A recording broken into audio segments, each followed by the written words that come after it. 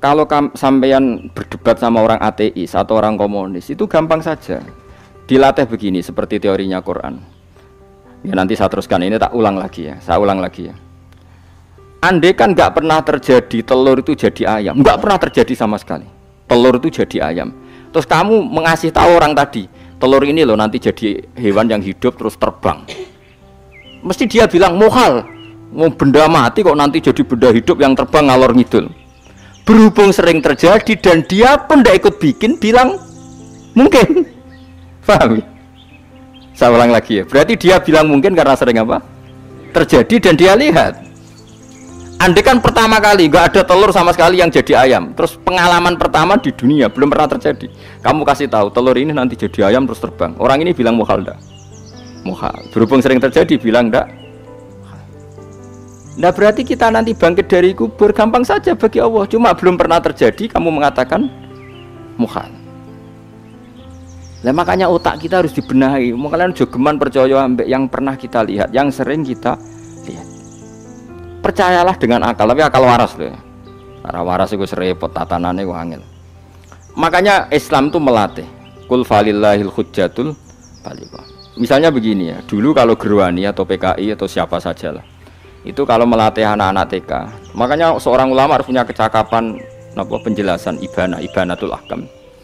Itu anak-anak kecil dilatih. Anak-anak kamu terpejam, mintalah manisan sama Allah. Ya Allah saya minta manisan, saya minta permen. Terus disuruh buka, dapat nggak anak-anak? Nggak dapat bu. Wah berarti Allah nggak ada. Sekarang minta sama bu guru. Bu guru kami minta permen dikasih. Berarti yang ada bu guru bukan Tuhan gitu. Akhirnya jadi gerakan ateisme. Nah sebetulnya untuk melawan gerakan itu kita harus melatih begini, misalnya gini. Saya itu pernah ketemu sama orang yang berpikiran komunis. Oh komunis juga.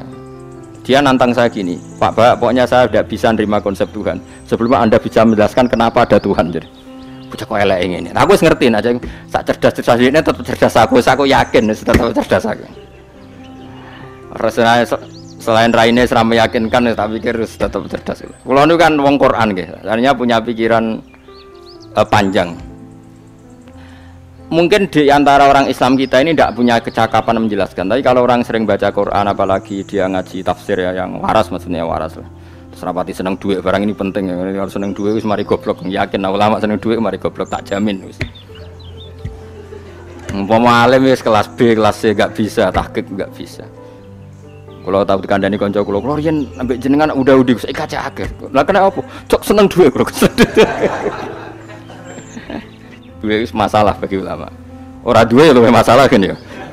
Maksudnya rasa senang tapi aja terus gak duit. Sekarang saya tanya, Quran itu melatih kita gini. Quran itu sederhana kalau ngelatih tauhid. Tapi orang pasti ingat. Kata Allah gini, nggak apa-apa, saya tidak Tuhan nggak apa-apa. Kamu yang Tuhan. Tapi buktikan kalau kamu Tuhan. Caranya gimana?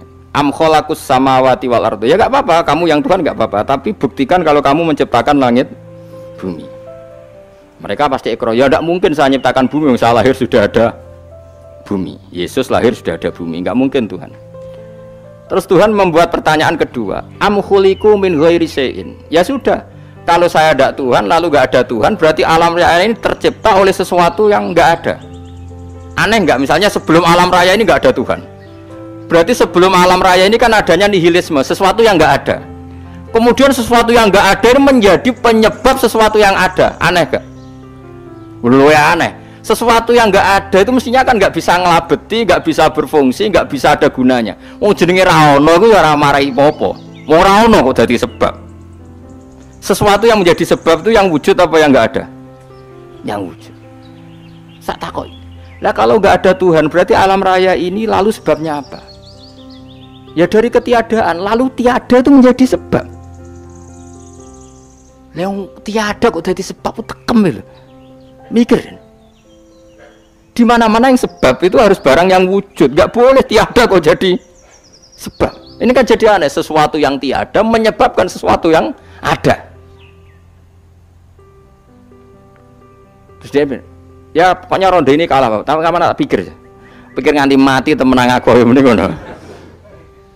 Makanya sebetulnya dalam ilmu mantek, pertama itu kita tidak harus iman Tuhan itu namanya Allah, tidak harus. Makanya pertama dikenalkan, sementing kenal Tuhan itu ada dulu. Disebut zat sing wajibil wujud, belum disebut namanya Allah. Allah itu disebut nama Islam, paham ya? Saya ulang lagi, Allah disebut itu nama Islam. Tapi kalau penemuan akal hanya sampai kita ini butuh zat sing wajibil wujud, sing menjadi penyebab semua alam raya ini. Di bahasa Arab disebut musabbibul asbab. Belum menyebut Allah musabbibul asbab. Islam pun pertama Iqra turun ya gak nyebut Allah. Iqra bismi rabbikal ladzi khalaq, khalaqal insana min 'alaq. Iqra wa rabbuka. Tuhan itu siapa? Yang mencipta. Nah, yang mencipta ini oleh syariat Islam disebut apa? Tapi dalam logika yang penting kowe kenal sik ana musabbibil asbab. Pastikan bahwa alam raya ini yang wujud pasti disebabkan sesuatu yang ada.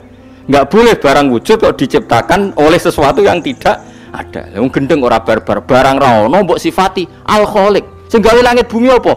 Pencipta. Penciptane apa? Sesuatu yang tidak ada. Kowe ikhlas diutek ngono kowe ikhlas ta ora? Gak kowe ikhlas ta ora diutek ngono kowe ikhlas ta. Kowe gelem dadi bodho ngene. Gelem kowe?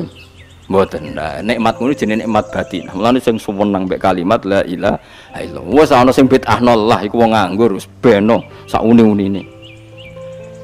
Tapi kadang memang kita berlebihan. Tahlilan rabar-bar matang puluh dina ini rabar-bar muka alasan wis disangoni akeh tahlil sedih lho sakake penggemar sing keselen sing rantuk sangu ya butuh cepet.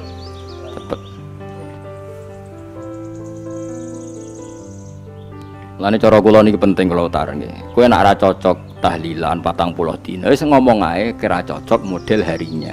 Tapi ki aja menolak kalimat la ilaha illallah iku disifati Kanjeng Nabi kalimat thayyibat. Wong Nabi wis nyifati thayyibah, kalimat yang suci kok nyifati bid. Soal karena cocok wong sebut.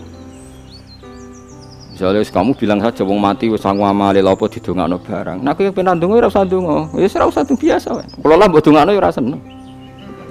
Gak meyakinkan. Karo dene mlebu swarga butuh dongamu ora ono swarga fadhole pangeran lha apa mbok dongakno barang.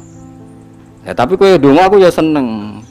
Senenge ya semau lah timbang nyanyi-nyanyi rame-rame sadok donga. Mbok mandi mbok ora pokoke donga. Saya ulang lagi ya. Makanya Quran itu melatih logika sampai seperti itu. Am khalaqus samawati wal ard bal la yuqinu. Sampai terus diulang-ulang. Am khuliqu min ghairi syai'in. Kalau mereka merasa Tuhan enggak apa-apa, tapi buktikan mereka ini wujud sendiri tanpa sebab. Atau begini, kalau mereka tidak tahu sebab pencipta langit bumi, mereka sendiri suruh yakin kalau mereka adalah penciptanya. Amhumul khaliqun, enggak apa-apa. Ya tapi masih Abu Jahal gendeng lah, masih Abu Lahab ngawur lah, nak takoki, ya wes pangeran kowe wae sing gawe langit bumi. Penggemarnya saja pasti tertawa. Mosok Abu Lahab darani pencipta langit bumi, wong lahire wae ning bumi. Tapi Quran oleh ngojlok am khalaqus samawati wal ardo. Apakah mereka menciptakan langit bumi? Bala yuqinu, mereka pun tidak pernah yakin. Jadi itu pangeran. Makanya di mana-mana orang alim itu suka debat. Karena pangeran sendiri kalau menjelaskan kebenaran seringnya juga nantang debat. Kata Allah, "Qul ara'aytum ma tad'una min dunillah aruni madza khalaqu minal ardi am lahum syirkun fis samawat." Enggak apa-apa mereka Tuhan kata Allah, tapi buktikan zaman langit diciptakan mereka memberi kontribusi apa?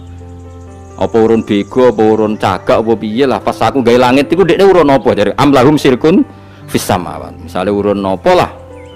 Urun tol ta urun apa lah. Itu pangeran. Mereka kan pasti menjawab enggak. Terus itu nih bi kitab biming qobliyada. Kalau kamu enggak percaya Quran sebagai kitab, enggak apa-apa, tapi buktikan kamu punya kitab tandingan.